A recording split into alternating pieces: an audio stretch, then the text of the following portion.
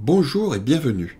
Cette vidéo, consacrée à la gestion des modifications, fait partie d'un ensemble de films ayant comme objectif d'étudier en détail les fonctions principales de productivité de l'outil en vision. Dans cette séquence, nous allons nous concentrer sur les fonctions de modification plutôt que sur la pertinence du type de projet ou de son contenu. Ici, il ne s'agit pas de démontrer les propriétés de l'éditeur graphique. Un autre tutoriel, éditeur graphique, traite de cet aspect. Nous aborderons l'utilisation d'un bac à sable et les fonctions collaboratives de gestion des approbations suite à modification. Toutes ces fonctions sont génériques et valables pour tout type de projet, quels que soient les modèles. L'architecture d'entreprise, l'ingénierie système, le génie logiciel, l'analyse de risque, etc. Depuis un exemple d'architecture d'entreprise d'une agence de voyage, nous commencerons notre présentation dans la partie architecture des macro-processus métiers avec le processus Booking Voyage, ici. Je double-clique sur le processus et parmi toutes les sous-vues d'un processus, je sélectionne la sous-vue Activité BPMN. L'écran est actuellement composé de deux fenêtres. L'espace de travail au centre avec un diagramme BPMN et à gauche, ici, l'explorateur multifonction. C'est le modèle de l'éditeur BPMN de cartographie des activités d'un processus qui est affiché dans l'explorateur actuellement. Cette vue, au centre, représente les activités d'un processus selon ce langage. Nous allons nous intéresser uniquement à la gestion des modifications d'un tel diagramme. Maintenant, nous pouvons commencer les modifications. Je vais simplement simplifier cette vue en désélectionnant la couche Activité BPMN Risque, ici. Comme ceci. Je commence les modifications par faire un peu de place. Je m'attribue le diagramme, ici sur le cadenas, en faisant un check-out. Je sélectionne tous les objets. Dans Design, ici, je fais Select All. Et je vais descendre le diagramme, ici, pour faire un peu de place en haut. Voilà. Nous avons maintenant suffisamment de place pour faire nos modifications. Mais stop. J'arrête, car ces modifications peuvent ne pas être validées par le responsable du projet, et je ne suis pas encore certain de toutes les modifications à apporter. Je vais donc faire ces modifications dans un bac à sable, créé depuis cette vue. Mon travail n'aura aucun impact sur la version actuelle du projet, et cela va supprimer les risques d'incohérence. Je crée un bac à sable comme ceci depuis la vue courante. Je clique sur Home, ici, New Diagram, Open Current Diagram in Sketchpad. C'est le bac à sable. Je suis maintenant dans un bac à sable. L'onglet ici est de couleur sable et n'a pas encore de nom.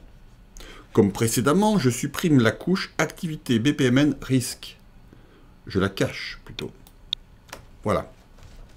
Commençons par placer un objet Pool en haut. Je sélectionne dans le modèle Pool et je le crée directement comme ceci. Je le dimensionne. Voilà. Cet objet Pool, je vais l'appeler Amadeus. Donc je clique ici sur Amadeus. Ah, je vois qu'il y a déjà un objet Pool de type Amadeus. Je le sélectionne et je clique sur OK. Ensuite, je crée une activité que je nomme Recherche Vol. Je prends une activité dans le modèle ici, et puis je vais la placer ici, dans ma couche. Pardon, ici d'abord. Et puis après, je le déplace ici dans ma couche. Et cette activité, je vais l'appeler Recherche Vol. Je clique Recherche, et je vois qu'il y a déjà quelque chose qui s'appelle Recherche Vol dans la base de données pour une activité. Je clique sur OK.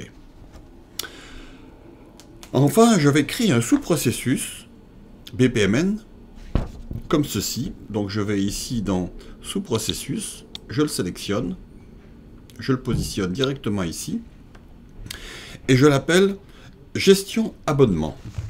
Je claque GES et je vois que j'ai quelque chose, j'ai un processus effectivement qui s'appelle déjà gestion d'abonnement. Au bout d'un moment, on ne fait que récupérer les objets qui sont dans la base de données. C'est très efficace. Maintenant, nous allons mettre des connecteurs. je vais créer un flux entre réservation vol et recherche vol.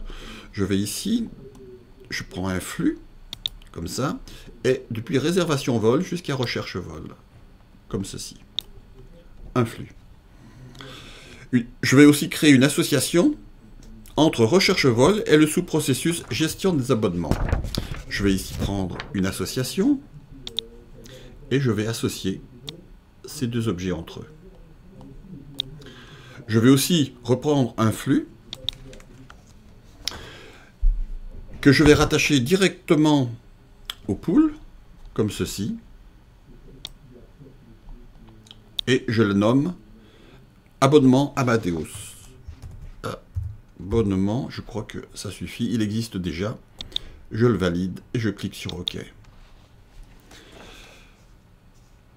Voilà, les modifications sont maintenant terminées.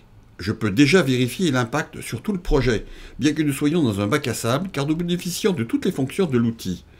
Comme ceci, avec la commande Show Where Use sur l'objet réservation vol. Je prends réservation vol avec le bouton droit de la souris Show Where Use.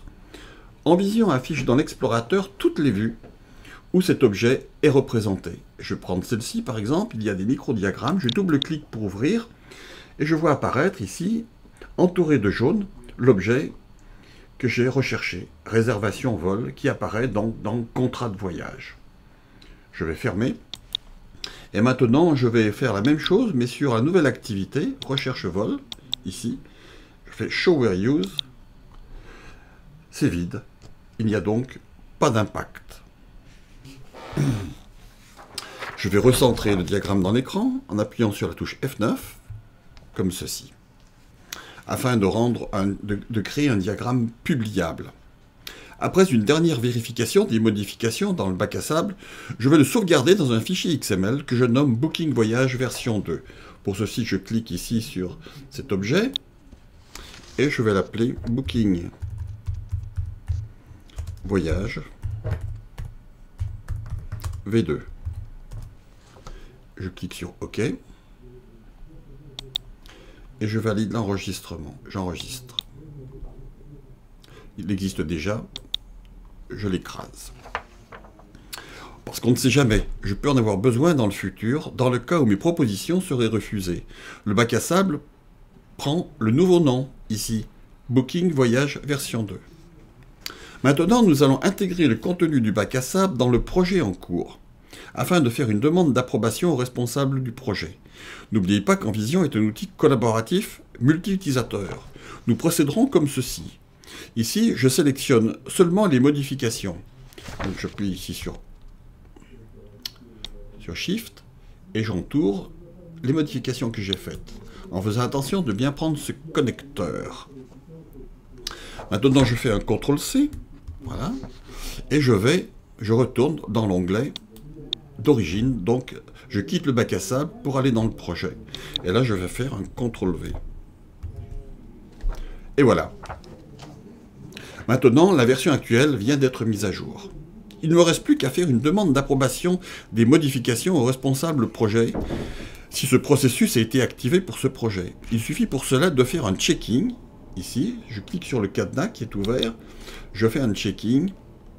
Envision affiche une boîte de dialogue qui permet de faire une demande d'approbation ou d'annuler des modifications. Je choisis Submit for Approval. Le diagramme est maintenant bloqué en attente d'approbation et temporairement indisponible aux autres utilisateurs sur le réseau. Ayant le rôle de responsable projet, je peux accéder aux demandes d'approbation en cours et en batch. Je clique ici sur cet onglet-là et je vois tout ce qui est en demande, en attente d'approbation, en haut les objets et en bas les diagrammes. On voit que j'ai notre diagramme qui apparaît ici. Avant, je peux soit approuver un diagramme, soit le rejeter, avec un commentaire éventuellement. Mais avant de faire ça, pour m'aider, je vais demander de voir la vue originale. Et ici, j'ai la vue originale, et là, j'ai la vue en attente d'approbation. Je vois qu'ici, tout ce que j'ai modifié est entouré de jaune. Je décide donc d'approuver les changements. J'approuve. Voilà, maintenant, les modifications ont été approuvées. Envision affiche la version originale. Et voilà, nous avons vu comment effectuer des modifications dans un projet sans risque grâce à l'utilisation d'un bac à sable. Ensuite, nous avons vérifié l'impact de ces modifications sur l'ensemble du projet. Et enfin, nous avons soumis à approbation nos modifications en mode collaboratif. On pratique exactement de la même façon pour tous les autres modèles du projet, ce qui facilite la mémorisation et donc la réutilisation des commandes d'édition. Nous sommes arrivés au terme de cette vidéo. Nous vous remercions pour votre attention et espérons vous avoir aidé pour le choix de votre futur outil de modélisation.